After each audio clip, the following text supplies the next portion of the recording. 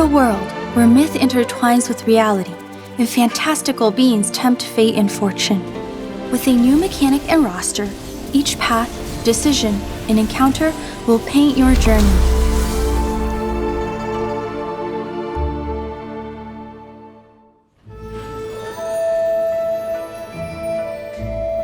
Hey Tacticians, I'm Riot Blue Cove, a gameplay designer who's most proud of my work across the legendary units of this set and sets past, Mecha Leona. And I'm Sloan, the gameplay designer behind the set mechanic you're about to encounter.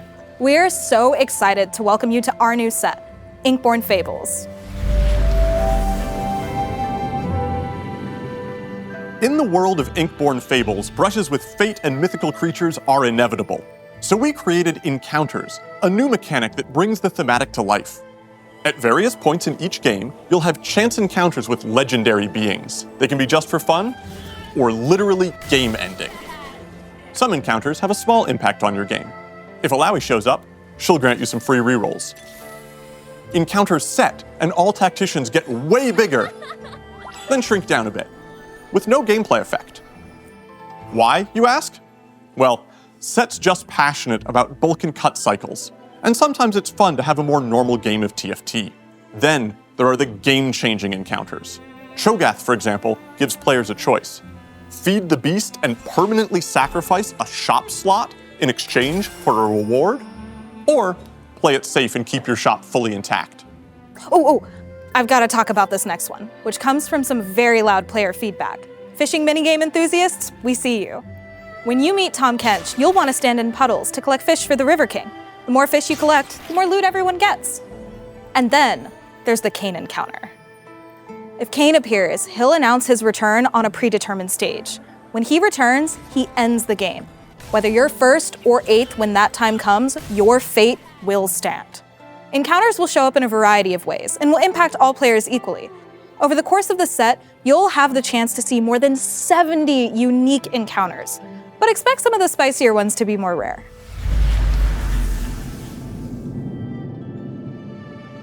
Now let's talk about some of the traits you'll discover in Inkborn Fables. First up, Exalted. If you love adapting on the fly, you'll love Exalted. In each game that you play, a new subset of champions will be given the trait, creating novel opportunities. This trait buffs Exalted champions and their adjacent allies, so you can play it as a vertical or splash it into other comps for support. That flexibility is vital because you'll be building dramatically different comps each game as the Exalted roster changes. Next, there's Mythic. Mythic units gain a bunch of stats. After 4 combats, these myths become canonical. They just double their bonus stats.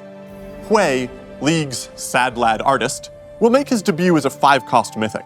His artist trait lets him paint duplicate copies of your benched units. We're also revisiting a fan favorite, Fortune, so get ready to bring out the thumbnails. But Fortune is especially exciting this time around because for the first time ever in TFT, we're introducing a new character to Runeterra. Our new tank Yordle is an absolute unit. Well, by Yordle standards, because he's only about 4 feet tall. This fluffy fellow will join the ranks of tanky Yordles, aka just Poppy. Despite being a 1-cost, he scales nicely into the late game, because the more interest you earn, the more permanent health he gains. Okay, now I've got to share my favorites. First up, Fated. Bond 2 units together and you'll make them stronger. Now Kith. Speaking of favorite couples, there's one more unit I want to call out, Zaya and Rakan, who enter the set as a single 5-cost via their unique trait, Lovers. The trait allows you to swap which lover takes to the battlefield based upon where you place them. Each lovebird has their own ability that will also tag in their off-board partner for support. Ready to build your own hero? Storyweaver champs create a build-your-own summon in the form of Kale.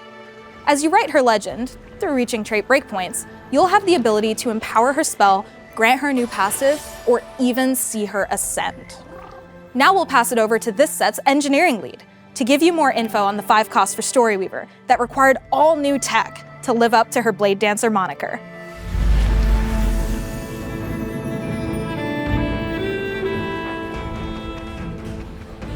Hey everyone, I'm Anurag, the engineering lead of Inkborn Fables, who led the tech for Irelia, and I'm here with Winston, the gameplay product lead for this set. Hey everybody. Usually when we make a champion in TFT, we have plenty of examples to draw from in League or previous sets for the tech. This was the first time where we had to build the tech for a champion from the ground up because the concept was just so unique. When I first saw this, I thought it was her ability, but it's actually just her auto attack. Engineering is at the core of making games. Designers and artists can dream up the wildest things, but it always falls to engineers to figure out how to actually build them. So when design wanted to bring Aurelia's legendary blade dancing abilities into the game, we went to Anurag and said, design wants to do something impossible. So in a real way, we went to engineering to see if we could make the blade dancer's blades truly dance. We wanted Aurelia's missiles to weave smoothly from target to target. At the time, this was impossible. It was hard for us to create missiles with smooth paths that were more complicated than an S shape. We solved this issue by using a combination of Hermite splines.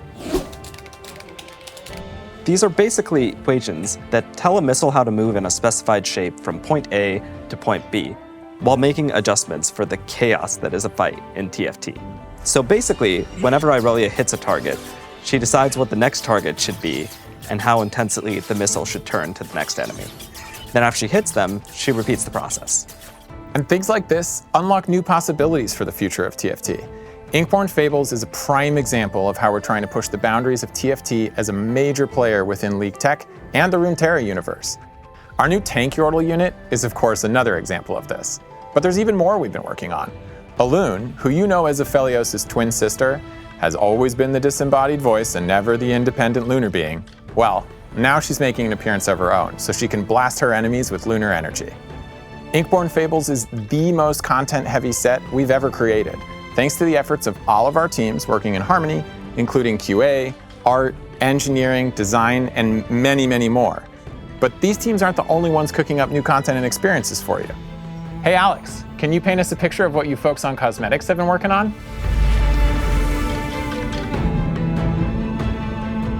Hey Tacticians, I'm Alex, a product manager for cosmetics on TFT. With Inkborn Fables, we're introducing a new way for you to get chibis, little legends, arenas, and more, with a focus on eliminating some of the randomness you see in treasure realms today. Coming midway through this set, our rotating shop will offer a seasonal selection of in-game content you can buy with a new currency. You'll get this currency through passes, treasure realms, and events, regardless if you're a free-to-play player or mythic content enthusiast. This currency will be used in the rotating shop, where we'll have a changing selection of content, both old and new. And if you don't see anything you like during one shop rotation, you can save up for something in the future. It's about choosing the content you want.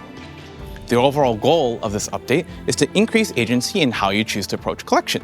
So we're making a couple of additional changes. With the addition of rotating shop currency to treasure realms, we're reducing the drop rate of mythic content, but also reducing the price of each treasure realm pull along with it. We'll also be adding a milestone reward track, similar to League's Masterwork chests. These changes will result in less investment for each individual pull, more rewards along the way, and more control over acquiring the content you want. That's it for me. Look forward to more info on the rotating shop as we get closer to its release. Thanks for supporting TFT, whether you're still repping River Sprite or flaunting your finisher at the end of a fight. Now I'll pass it over to Mariah in our Singapore office to talk about some of the new stylish content coming in this set. Hello everyone, Mariah, one of the producers for cosmetics on TFT here, and I'm honored to share what the team's been working on for Inkborn Fables. First, let's get chibified. With the set's release, we're introducing Chibi Morgana and her spell-binding mythic variant, Chibi Majestic Empress Morgana. Wow, that's a cool look. Also, during our release patch is a new mythic variant of a fan favorite chibi. Chibi Spirit Blossom Ari is the perfect chibi to guide your foes to the afterlife. But new chibis aren't the only thing in store for Inkborn Fables. Handan is a new species of little legend that's never made a mean face. Well, they've never really made a face at all. And finally, our Heaven's Celestial Court Arena. Koi points do make the perfect place to relax. even if that point tends to transition into a spirit realm with glowing fish circling the court. With that, let's see how you can embark on your own journey in the mythical realm of esports.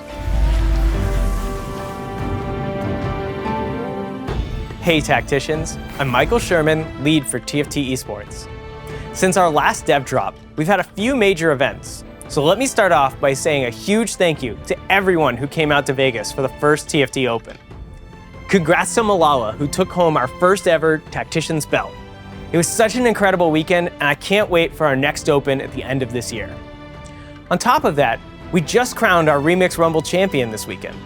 We're filming this before said championship, so whoever ends up winning, congrats. I thought you were the favorite the whole time, no cap. Now, let's turn our eyes to how we're improving future competition. Over the years, we've opened our tournament circuits to 9 regions around the world. But that resulted in 9 unique regional formats that are hard to follow and know how to get involved.